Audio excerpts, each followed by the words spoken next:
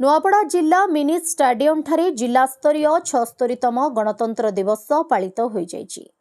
गणतंत्र दिवस रे मुख्य अतिथि रूपे ओडिशा उच्च शिक्षा मंत्री सूर्यवंशी सूरज जोगदे जातीय पताका उत्तोलन करथिले।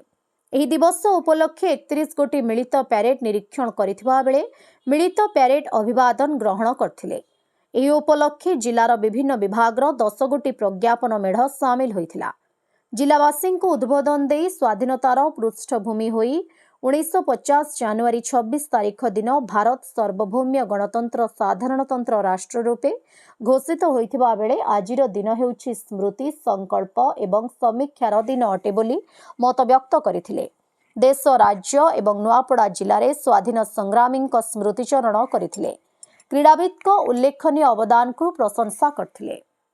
साधारणतंत्र दिवस अवसर में नुआपड़ावासी को मोर शुभेच्छा शुभकामना। विकसित ओडिशा विकसित भारत गठन दिगरे आम मैंने संकल्पबद्ध होगा। सरकारी योजना तृणमूल स्तर में पहुंचू ए देशर स्वतंत्रता को सुरक्षा देवाई आम मैंने प्रतिबद्ध। नुआपड़ा जिल्लारू जगन्नाथ सागर रिपोर्ट ओडिशा हाइलाइट समाचार।